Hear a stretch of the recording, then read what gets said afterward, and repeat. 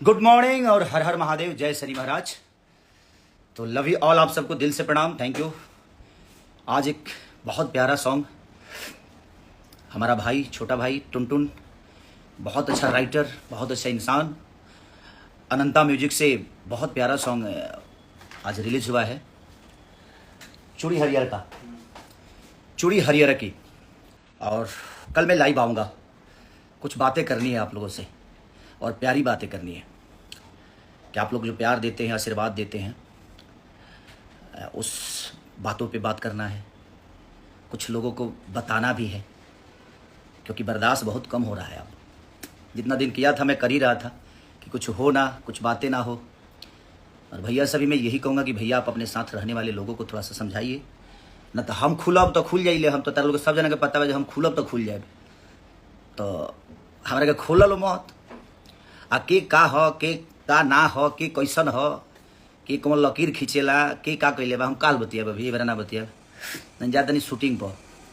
तो तू ले जा, तो तू सुधर जाए ना, तो हम बिगड़ब ना, तो तू लोग जान, पूरा पूरा स्थिति बिगड़ जाला। तो हम भैया से, अपने बड़े भैया से रिक्वेस्ट करेंगे कि वो आपके साथ रहने वाले 24 घंटे लोग हैं, उनको प्लीज़ आप थोड़ा सा कह दीजिए। क्योंकि मैं अपने लोगों को बोल दिया हूँ कि यार कोई भी बात मत करो, गाने की बातें करो, अच्छी चीज़ों की बातें करो, चर्चा करो तो भोजपुरी भाषा के बेहतर के लिए चर्चा हो, हम सब भाइयों को बड़ा करने का चर्चा हो, किसी को नीचे दिखाने के लिए चर्चा ना हो। अतर लोग कुछ होता तो खेसारिये से कंपेयर होता है।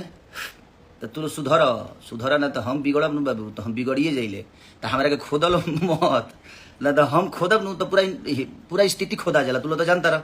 तो प्लीज अच्छी बातें है भैया मेरे गाए, और प्यारा सॉन्ग है वो, हम सबसे अपील करेंगे। बट ये आखिरी थोड़ी है, इसके आगे भी हम सबको करना है। और मेरी शुभकामना है भाई के साथ कि भैया और बेहतर करिए।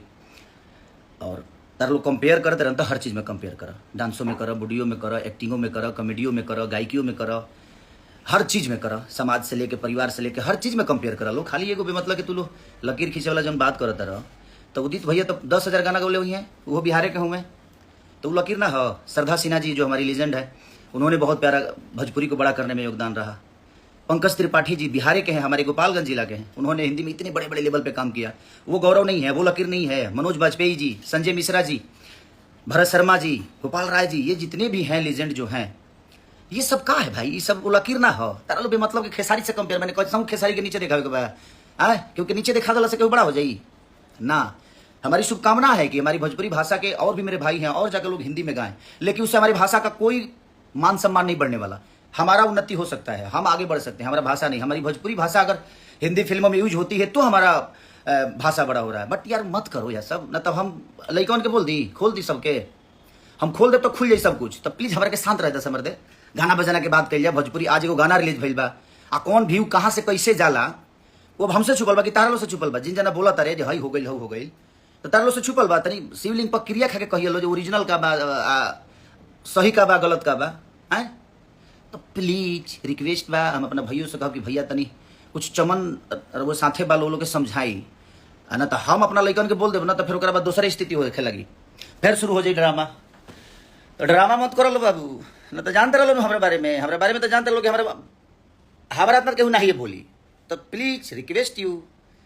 और कुछ जना कहते रहे कि दूसरा जन्म लेना पड़ेगा, भगवान हम अच्छा कर्म के लिए बनी तो हमारा दूसरा जन्म मिल जाई, लेकिन वो नहीं आ। बड़े भाग मनुष्य तन पावा, सुर दुर्लभ सब ग्रंथ ही गावा। बड़ा भाग से मनुष्य के तन मिलेला यार। तो इमें जो निमन कर्म करेला नु, वो करे फिर दोबारा जन्म मिले के मरेला। आ कर्म खाली गायकी से ना होला, एक्टिंग से ना होला, कर्म में बहुत कुछ आवेला।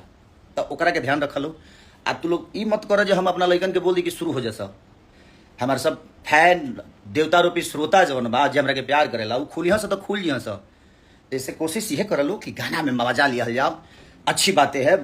हमारे भोजपुरी के कलाकार बड़े बड़े जगह पे जाकर और हिंदी को प्रमोट करें, यो हम ना चाहे, भोजपुरी को प्रमोट करें। हम ये चाहेंगे कि हमारा भाषा बड़ा हो, हम भाषा के लिए काम करते हैं।